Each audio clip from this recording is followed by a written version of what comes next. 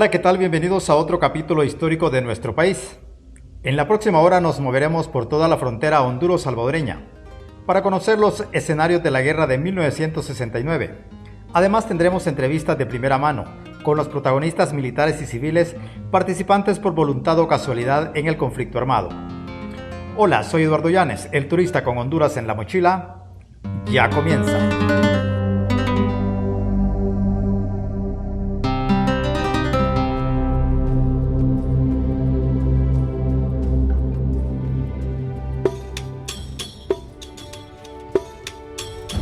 45 años han pasado de la guerra más sangrienta entre dos países centroamericanos que recuerde la historia del Istmo. Es probable que la actual generación de hondureños y salvadoreños no recuerde o sabe muy poco sobre los orígenes y consecuencias del conflicto. Pero para los que vivieron como civiles o militares en las 100 horas de combate y los tensos años posteriores al cese de fuego, la guerra dividió sus vidas en un antes y un después de 1969. Los analistas señalan tres causas importantes que originaron la guerra.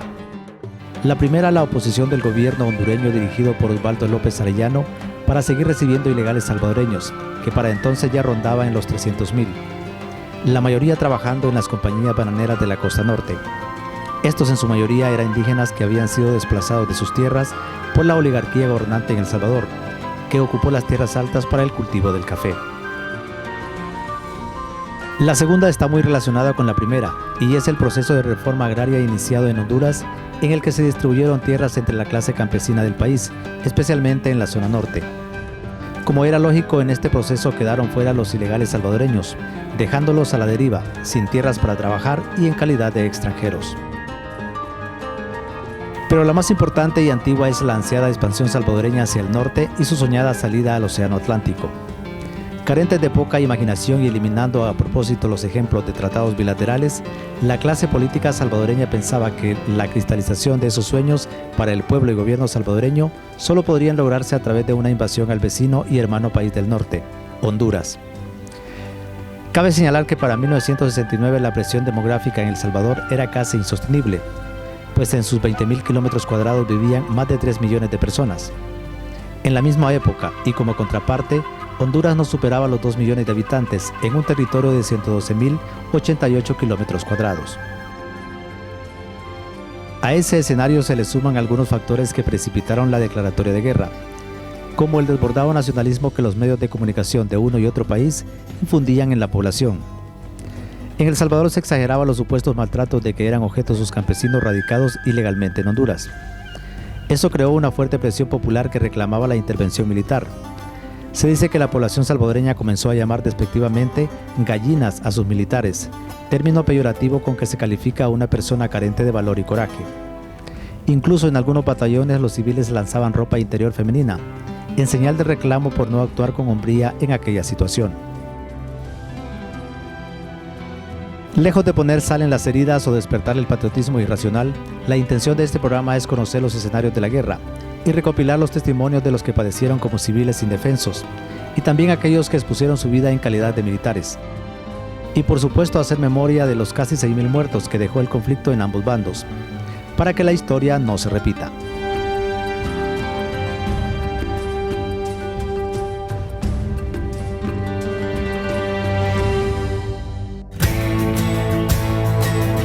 Aunque aquel bombardeo al filo de la tarde del 14 de julio de 1969 y que tenía como objetivo destruir el poderío aéreo de Honduras, estacionado en la capital Tegucigalpa, fue la sorpresiva declaratoria de guerra por parte de los invasores salvadoreños, la población civil radicada en la zona fronteriza ya sospechaba de ese ataque, pues las fuerzas salvadoreñas llevaban semanas atrincherados en la frontera, tanto en occidente como en el sur.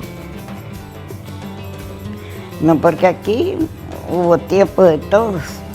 No me acuerdo cuántos días estuvieron apostadas los salvadoreños allá y los hondureños aquí. Desde la punta de este cerro, la frontera de Guatemala allá, había una línea de soldados así, en sus hoyos, solo tapados con un plástico, ¿no? Esos estuvieron lo menos 20 días allí. Entonces me fui yo en el medio, pero los aviones andaban volando tiros y le decían a ellos, ahí está el ejército en esos Guasmas, ahí está, nunca creyeron. pero ahí estaban en el monte todos los guanacos, cerquita del pueblo. Nunca creyeron, cuando acordaron se metieron, botaron casas y todo. A nivel de inteligencia militar también había señales claras de que la invasión salvadoreña era inminente, por lo que ya se habían tomado algunas medidas para actuar inmediatamente. Esto aún bajo la oposición del gobernante de turno, Osvaldo López Arellano, quien se resistía a creer lo que el panorama militar y diplomático dejaba ver claramente. Nosotros ya sabíamos de antemano que los salvadoreños estaban preparando para atacarnos en cualquier momento. Nosotros ya estábamos preparados meses atrás, pero nos dimos cuenta más cuando en junio hubo una graduación, que es la más grande que tuvimos en ese tiempo, de 14 oficiales. Se invitaron a los salvadoreños a que vinieran a la graduación, pero ellos no vinieron. Entonces ya teníamos, y la inteligencia estaba, que ellos estaban teniendo tropas en la frontera. Pues continuamos nosotros con los preparativos y se formó el Comando Norte, que es en la mesa. Allá estuvimos un tiempo, poco tiempo, porque después del general Chinchilla, que era coronel en ese tiempo, lo nombró el coronel Sotocano para que se hiciera cargo de la base norte, que se le nombró en esa fecha. Y nosotros acá empezamos a prepararnos y a sacar todo lo que se requiere para cuando haya un ataque. El errático bombardeo en Tegucigalpa y Talanga, en Francisco Morazán, fue acompañado de un ataque con infantería y artillería en puntos claves de la prolongada frontera honduro-salvadoreña, especialmente en las aduanas del Poy en Ocotepeque y en el Amatillo en Valle.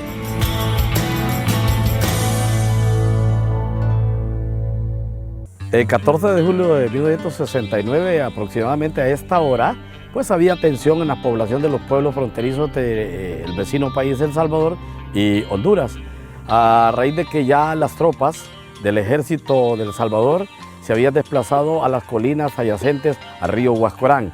Esto tendía a que la población pensaba que iba a haber una invasión, la tal se realizó a eso de las 5:54 minutos aproximadamente de la tarde. El primer disparo que hizo el ejército salvadoreño fue un cañón considerado 105, que fue el que destrozó el edificio, la estructura del edificio del Banco Central, ubicado en el sector del Amatillo. Entre tanto, los huascoranes, al sentir el impacto, se dieron cuenta que ya las tropas venían en camino sobre Honduras. Con el ataque, la mayoría de población de los municipios fronterizos como Alianza, Huascorán, Aramecina y Caridad en el departamento de Valle huyeron a otros pueblos o buscaron refugio en zonas agrestes y remotas, dejando sus propiedades abandonadas a su suerte. Yo ya estaba, nosotros todos los de Alianza, los que pudimos salir, estuvimos en San Pedro Calero. ¿A qué horas hicieron ustedes la salida de aquí? La salida la hicimos a las 6 de la tarde. ¿Cuánta gente iba con usted? Por lo menos éramos como 30 de este barrio. ¿Qué camino tomaron? Tomamos por aquí para San Pedro Calero, que le dicen aquí, por la pasada de un cauce. Por ahí pasamos nosotros, nos íbamos de lodo hasta acá porque como era de invierno, nos íbamos de lodo hasta acá. Incluso los muchachos, los niños que me llevaban un queso, unas cosas, me las botaron, ahí se quedaron botados. Porque como aquí tomaron temprano. Nosotros nos tocó huir ese 14 de julio como a las 6 de la tarde, salir de nuestras casas con toda la familia a dormir a un monte. Se llama acá de un vecino, del vecino Cruz, un monte alto. Ahí uno no andaba viendo si había culebras, había ningún peligro, uno se iba a esconderse. ¿Cuántas noches durmieron? Ahí dormimos una noche.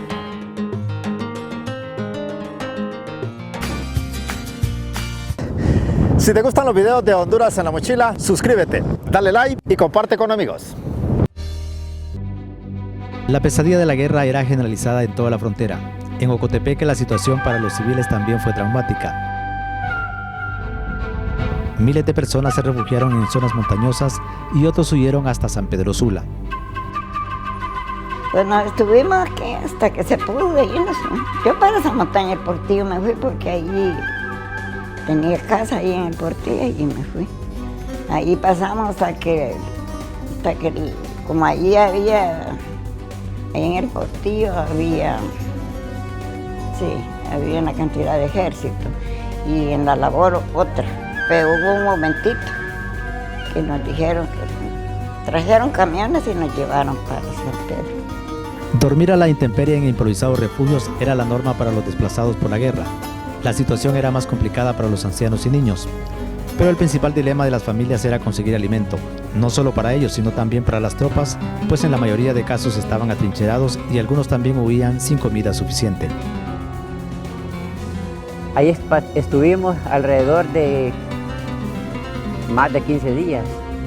Nos tocó que compartir los alimentos, no solo con la gente que iba, sino que hasta con los militares que iban huyendo.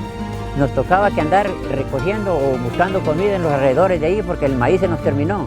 ¿Sabe con qué complementábamos la ración alimenticia el día? Que había una gran cantidad de matas de guineo alrededor de la casa y íbamos a cortar guineos tiernos para hacer el complemento para tanta gente que había en esa. Dormíamos en el suelo, apiñados como animales.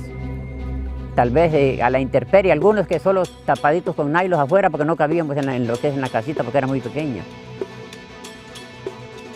Mientras los civiles de la frontera huían por sus vidas, el ejército hondureño ponía en práctica el plan de defensa y contraataque, al plan de campaña salvadoreña denominado Capitán General Gerardo Barrios.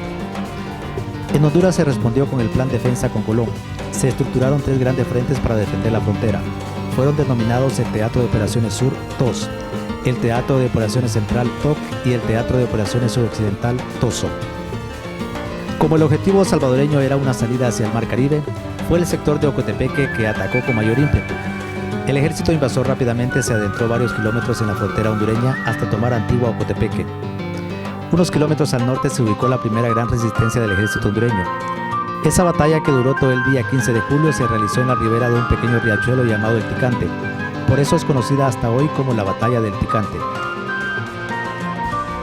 Ahí fue donde empezamos a combatir, porque a las 6 de la mañana pasó un obús 105 de un lugar que le dicen La Piedra, Cayaguán. Y nosotros a las 6 empezamos a repeler el ataque, pero había un recorrido como 3 kilómetros del Poy, que es la distancia que hay del Poy al Ticante, ya territorio hondureño. ¿Cuántos elementos estaban con usted? ¿El pelotón usted integraba cuántos elementos? Habíamos 42. Entre soldados y ¿quién estaba al mando? Clases y oficiales. ¿Quién estaba al mando del? Estaba al mando el teniente Juan Ramón Peña Paz. Y cuando dan la orden de disparar, ¿cómo ocurre ese momento? ¿Qué les dicen? No, ahí no hubo. Nosotros disparamos porque ya venían las tropas hacia el frente de nosotros. ¿Y qué tipo de arma tenía el ejército salvadoreño y qué tenían de arma ustedes? Ellos venían con un fusil reconocido como G3 de infantería. ¿Y ustedes? Nosotros teníamos unas armas no muy avanzadas, pues. Había ametralladoras Browning, Montero 81, 60, 47. Había M2, Mauser. Y la jornada, cuénteme, de 6 de la mañana, ¿qué pasa hasta el momento en que termina ese combate del Ticante? No, ahí la munición se nos terminó como tipo 4 de la tarde, ¿no? Y retrocedimos. Ahí ya a esa hora salí yo de ahí del Ticante. ¿Y a dónde tenían la munición, el resto de munición? Era escasa, la munición estaba bien escasa en esa época. Es decir, ustedes retroceden obligados por no tener más munición. Ya no teníamos más munición. La valentía de los soldados que resistieron al enemigo durante 10 horas contrasta con la falta de logística y la desventaja numérica del ejército hondureño, que se calcula era un total de 4.000 elementos, contra los 12.000 efectivos del Salvador. La falta de comunicación en la retirada hizo que el despliegue se hiciera de manera anárquica. Allí no había comunicación, porque no se escuchaba nada, porque había un obús 105 que estornudaba, y en eso no se escuchan las voces, solo el ruido de las armas, ¿no? ¿Algún cercano a usted lo vio morir usted? Cercano a mí encontré uno, pero no era de Lempira, un muchacho. De Gracias, Lempira. ¿Amigo cercano que usted haya recordado que murió? Sí, tenía un sargento Eleuterio Venegas Zavala. Murió ahí en el Picante. ¿Cómo lo recuerda usted? Como un sargento bueno, buen compañero de armas. El Ticante dejó un saldo de 98 muertos del lado hondureño y 300 soldados salvadoreños. A pesar de la retirada, esta batalla sirvió para reorganizar la estrategia de la guerra. El Teatro de Operaciones Sur estaba comandado por el primer batallón de infantería. Estratégicamente ese día se retiraron de la parte plana y tomaron los puntos más altos de la zona. Como resultado, la primera victoria en tierra, esta conseguida contra el enemigo en el Cerro del Ujuste. Nuestro ejército estaba así preparado en el sentido de que estaban resguardeciendo la frontera, pero no exactamente en la zona fronteriza, pues la situación topográfica no les daba la oportunidad para tener colinas donde poderse defender. Tuvieron que replegarse al sector de los Ojustes, a las Tres Tetas, que son los famosos Picachos, el Cerro de la Mesa, en donde se desplazó el primer batallón del Ejército Nacional, el siempre primero, el famoso. Este momento fue crítico para la población, salimos de una forma imprevista, dejando todos los bienes en las casas, las puertas abiertas, porque ya estaba la guerra. Ya se había desatado la guerra, disparos solamente del sector de El Salvador, porque nuestro ejército, que tenía un cierto campo militar en Huascorán estacionado, tuvieron que, como dije, replegarse atrás para ubicarse y repeler a las ondas invasoras del hermano país, que en ese tiempo fueron nuestros enemigos y que entraron aproximadamente a 2 kilómetros. A pesar de que la retirada estratégica del ejército hondureño para adueñarse de las cumbres más altas de la zona daría la primera victoria en tierra, para los vecinos de la parte baja significó la pérdida de parientes y el saqueo de sus propiedades. No botaron casas, ¿verdad? Es más, con un tractor de banda, metieron un tractor, le dieron vuelta a las casas, todas las que están a orilla de carretera ahí, le dieron vuelta. A la mía yo tenía como 120 cargas de maíz, le pegó una pechada de maizal para afuera. Y la pulpería se la robaron todas, porque después de ellos se quedaron aquí en el pueblo en la escuela, como cuartel lo tuvieron. En el cese de fuego se metió toda la gente civil a robar. Mira, aquí saquearon todo. Aquí se llevaron todo, granos básicos, incluso ganado, todo. Y agarraron bastantes personas, detuvieron y los llevaron presos.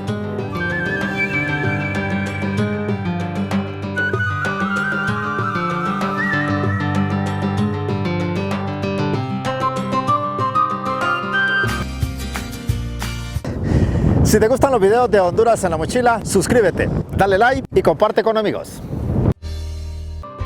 El alto mando militar determinó aumentar la presión en el Teatro de Operaciones Sur, con el objetivo de que los salvadoreños bajaran la propia en la zona occidental, donde ya habían tomado Cotepeque y el municipio de La Labor, muy cerca de la ciudad de Santa Rosa de Copán. El contraataque en el sur no solo hizo retroceder al invasor, sino que provocó la zozobra en el alto mando salvadoreño, donde se especuló que Honduras había desplegado algún batallón que su inteligencia no sabía, o que Nicaragua estaba apoyando a Honduras. Mientras comprobaban esas hipótesis, El Salvador detuvo el avance en el occidente, dándole a Honduras la oportunidad de desplazar por aire a la Guardia de Honor Presidencial, que permitió que el día siguiente equiparara las fuerzas que se puso de manifiesto en la victoria contundente en San Rafael de las Mataras. Con esos reveses en tierra, el ejército salvadoreño, a pesar de su superioridad numérica, perdió el factor sorpresa que le habían dado frutos el primero y segundo día de combate. Pero indudablemente fue el poder aéreo hondureño el más determinante en la guerra. La madrugada del 15 de julio se realizó la primera respuesta aérea. Para esta misión se utilizó un avión civil C-47, porque tenía más capacidad de carga, y la misión era atacar la base aérea de Ilopango y la refinería de Cutuco. Este avión cargó con racimos de bombas armadas manualmente y lanzadas de la misma manera a través de rieles adaptados a la nave. Después de esta exitosa misión, entraron en el escenario los famosos aviones corsarios. Fue el oficial Rolando Figueroa, que era teniente, fue con otros mecánicos y el mecánico de armamentos ya nos tenía armados racimos de bombas de 25 libras que hacían 100, bien amarradas, bien todo listo, solo para tirarlas y que explotaran cuando estaban en tierra. Entonces ya teníamos listo todo, y la base norte, que así se le llamaba. Hablé con el general Chiquillo, que es tiempo coronel, y le dije, mire, ustedes van a despegar 5 para las 4 para estar al mismo tiempo. Nosotros en Ilopango bombardeando,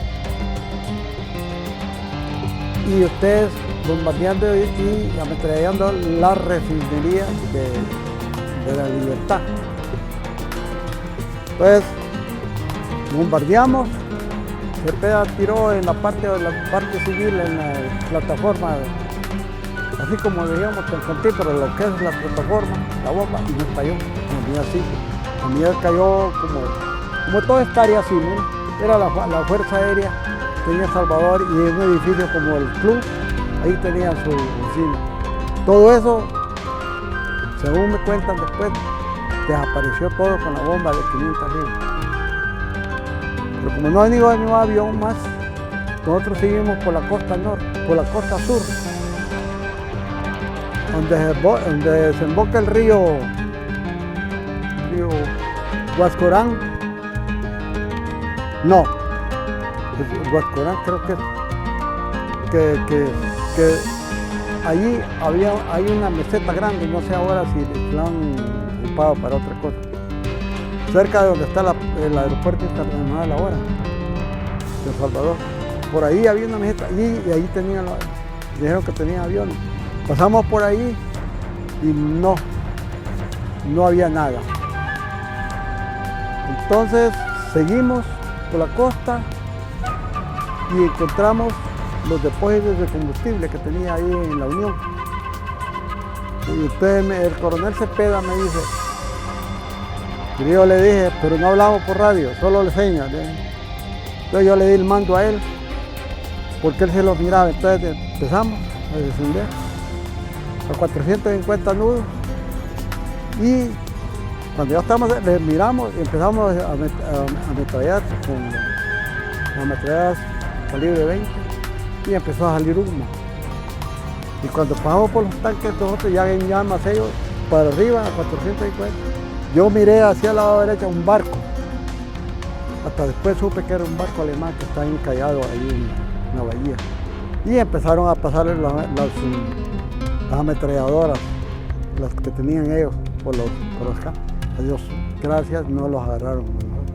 Y empezamos a ascender y nivelaban como a 8,000 pies. Estando en el cerro de Ula, se nos encendieron las luces de combustible.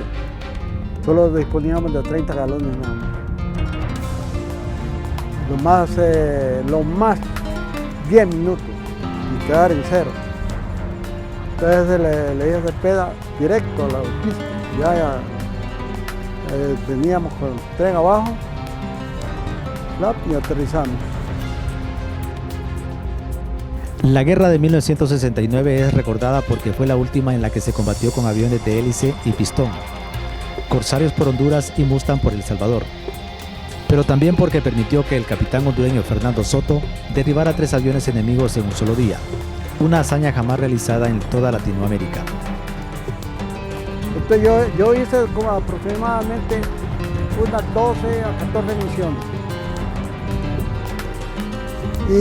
Pero nunca me encontré con ningún avión, nunca.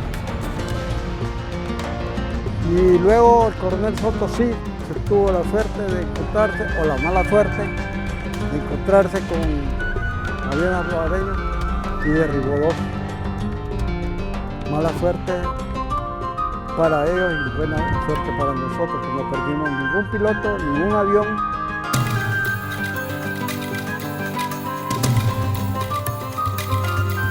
El día 17 de julio fue un día glorioso para el ejército hondureño.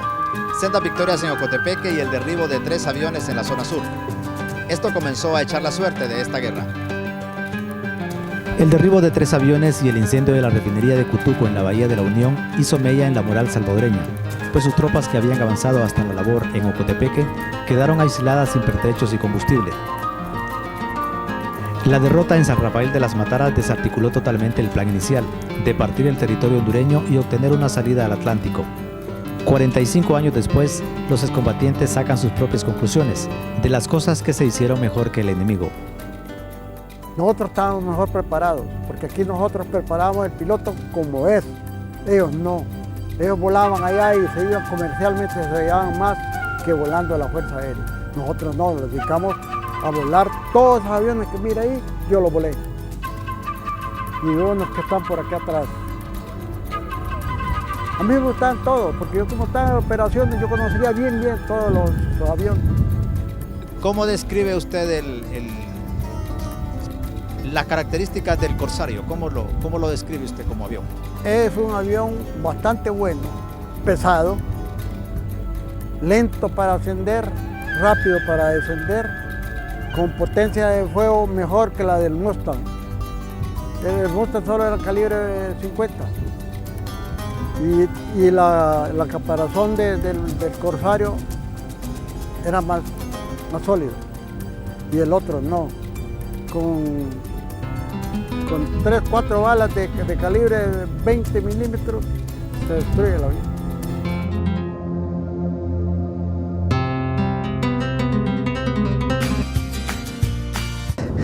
Si te gustan los videos de Honduras en la mochila, suscríbete, dale like y comparte con amigos. En tierra la infantería y los artilleros hicieron lo propio bajo circunstancias adversas, no solo por la presión del enemigo, sino por las condiciones climáticas que son tan variadas en el país, desde las frías montañas del occidente hasta el fangoso y soleado sur durante el invierno. Mire, el combate de la arada es el que le estoy platicando, fue donde mataron al oficial. Ese juego allí fue valoradamente de 6 horas, pero como le digo, nosotros quien nos ayudó fue la aviación. La aviación les dio cuidado a ellos para la frontera de ellos, pero como le vuelvo a repetir, el oficial muere porque el valor lo comprometió. Si él no se tira a querer matar a esos salvadoreños a espada, a él no lo mata. Pero como él se sentía con huevo y dijo, yo lo voy a matar en persona. Y entonces, pero el tiro de blanco estaba en el cerro, aquel lo apuntó. Mientras el calor y el fango fastidiaban a los combatientes en el Teatro de Operaciones Sur, en el frente occidental era el frío y la lluvia la que castigaba a los combatientes. En ambos escenarios el desempeño fue el mismo y se cumplieron las misiones. Es que allí es frío, allí era frío antes. Allí uno daba gracias a Dios que le ordenaran que hiciera un pozo de tirador para meterse, porque solo ahí soportaba el frío.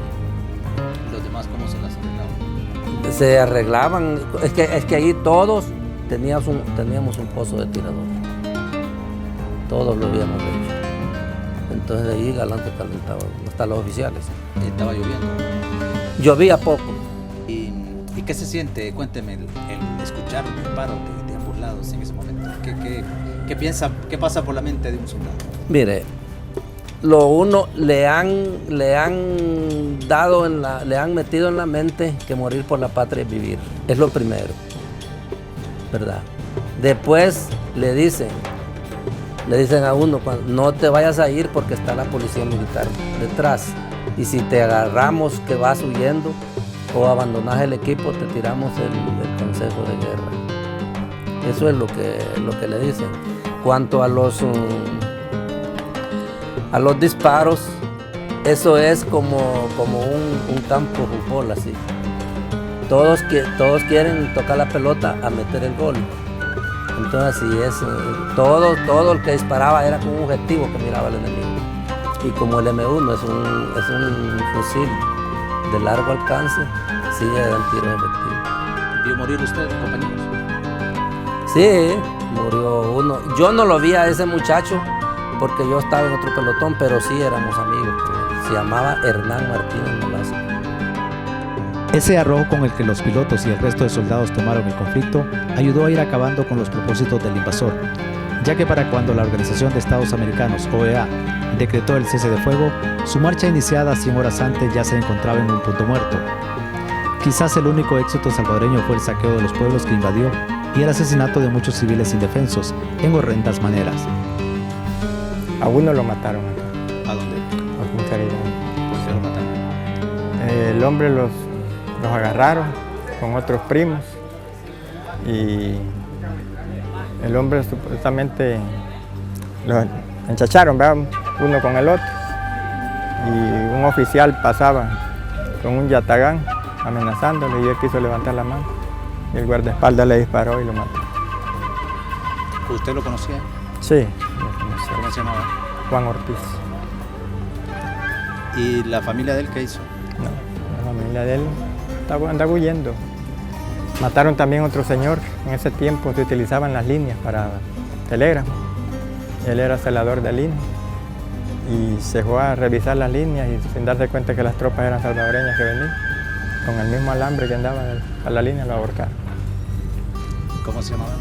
Rubén Bonilla. Me mataron unos parientes. Uno era René Espinosa, otro pariente, Jesús Dubón, y el otro pariente, Juan Ramón Dubón. Eran primos hermanos míos, todos, que los asesinaron, los decapitaron en la comunidad del Plan de Rancho, aquí en Ocotepeque. No, eran buena gente pues la mayor parte que murieron fueron bolitos, ¿verdad? Que quedaron y los mataron. Es más, había un señor que no era normal y decía, ya, estos guanacos los voy a matar con el ejército. El ejército lo amarraron y lo quemaron. ¿A todo el mundo lo quemaron así? A unos pocos, a otros no. ¿Qué otro tipo de muerte les aplicaron? Un fusil, gente indefensa. Pero hubo pequeñas estrategias que, por insignificantes que parezcan hoy día, en ese momento se convirtieron en determinantes para neutralizar al enemigo. El ejemplo más claro fue cuando se supo que tanto las fuerzas hondureñas como salvadoreñas no solo podían escuchar, sino también utilizar a su favor las comunicaciones de radio del enemigo. El alto mando militar hondureño ganó la partida utilizando a los garífunas, que estaban enlistados en el ejército, e incluso se echó mano de los cocineros civiles, que en su mayoría también eran garífunas, para que en su lengua se dieran las órdenes a los radiooperadores, quienes además tenían asignado un traductor garífuna. Como de todos es sabido, en El Salvador no hay garífunas, por lo tanto desconocen su lengua. La primera operación exitosa con esa nueva estrategia fue la recuperación de la montaña del Zancudo en el departamento de La Paz, que había sido tomada por los salvadoreños. El objetivo de los garífunas era que los salvadoreños no agarraran la comunicación. Ellos quedaron cortada la comunicación, que ya no podían agarrarla. Ese era el objetivo. Y sí, surtió eso. ¿Y había muchos garífunas en el ejército? Sí, hay bastantes había. Radiooperadores había. ¿Cómo hicieron cómo le daban la función al garífuna? ¿Con quién andaba y exactamente qué es lo que hacía? Bueno, el garífuna le especificaron la orden de andar con el radiooperador, solo para la lengua, ¿verdad? Para eso lo utilizaba. Para transmitir el mensaje. Para transmitir el mensaje a los compañeros que estaban en cierto lugar. Bien. ¿Y la operación que hicieron en el Zancudo? Cuénteme cómo fue. Bueno, la operación allí fue que se asaltó esa montaña del Zancudo, y los salvadoreños allí porque ellos creían que ya nosotros ya no estábamos ahí, ellos no hicieron mucha resistencia, tiraron siempre, pero no fue mucha resistencia. ¿verdad? Porque como en aquel tiempo decían de los batallones élite, ¿verdad? Y entonces el táctico le decían que era una unidad élite, antiguerrilla, antiguerrilla y experto en hacer asaltos y contrarrestar asaltos. ¿Cuánto les tardó sacarlo del cerro? La operación fue a las 6 de la tarde y la tirazón fue entre 9 y 10 de la noche. Allá se amaneció en el lugar.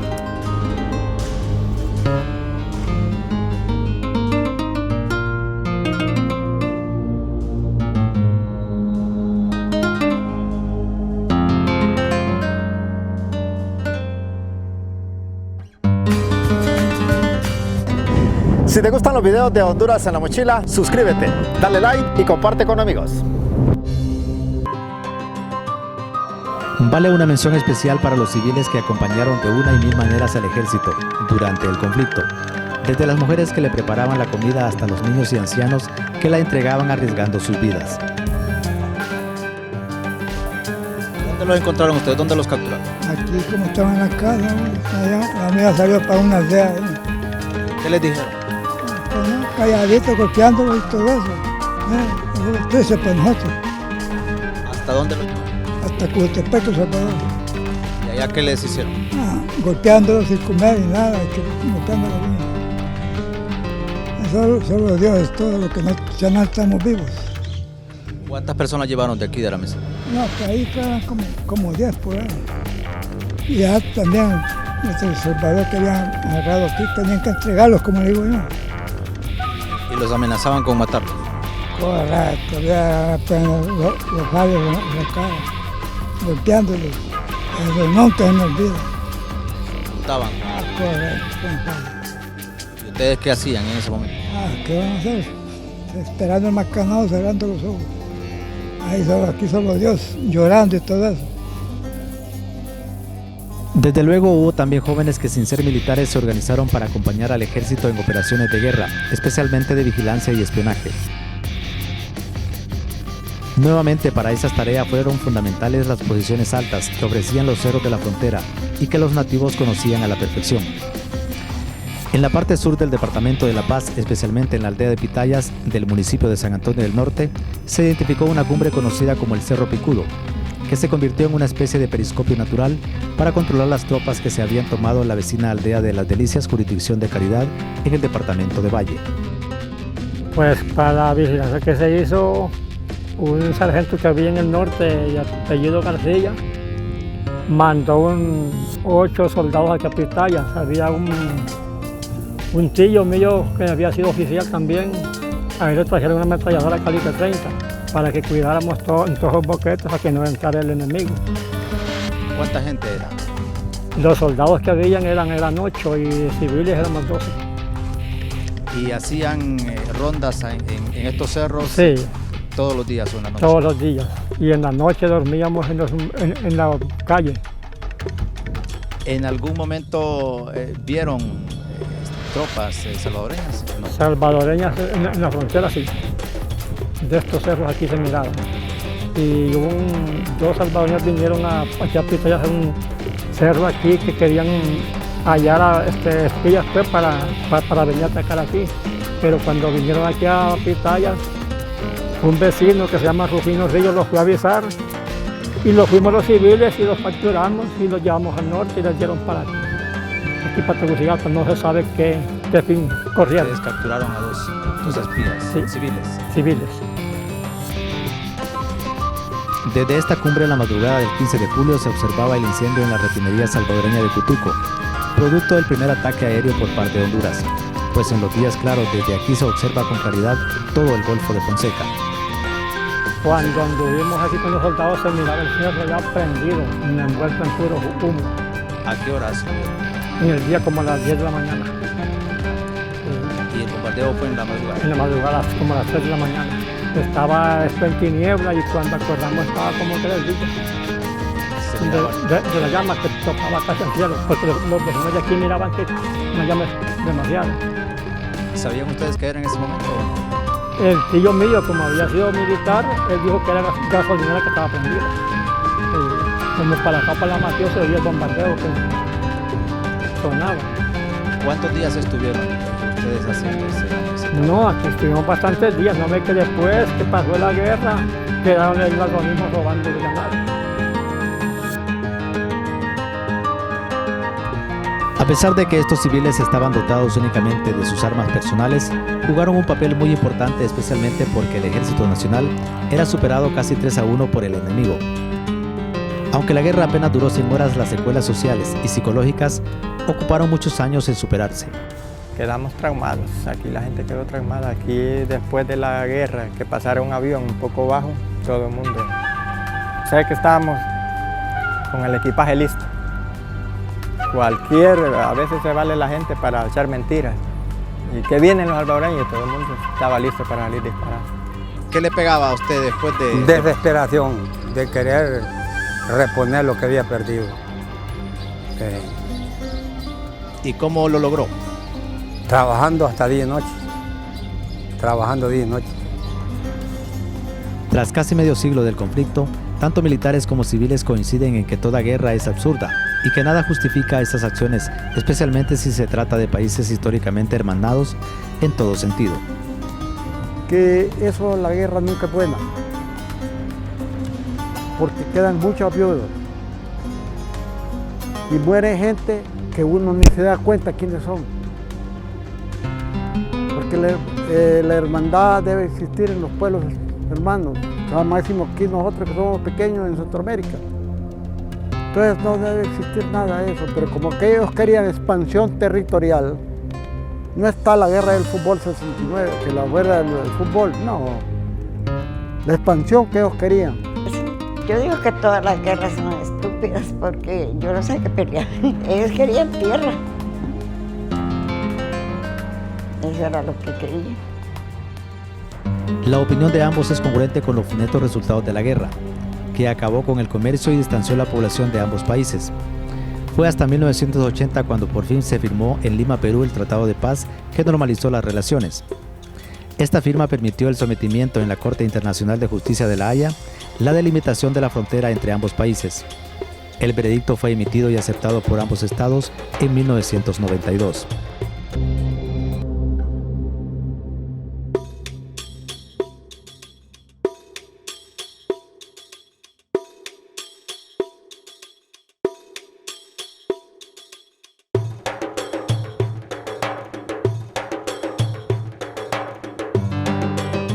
Luego de 100 horas de conflicto, la Organización de Estados Americanos, OEA, persuadió a ambos países para terminar con el conflicto. Se detuvo el fuego, pero las heridas comerciales y diplomáticas tardaron décadas en sanar. Hasta hoy día, ambos países se declaran ganadores de la guerra. Sin embargo, la realidad es que solo hubo 2 perdedores. Detendemos el video por esta semana, pero Eduardo Llanes, el turista con Honduras en la mochila, queda preparando su próxima aventura.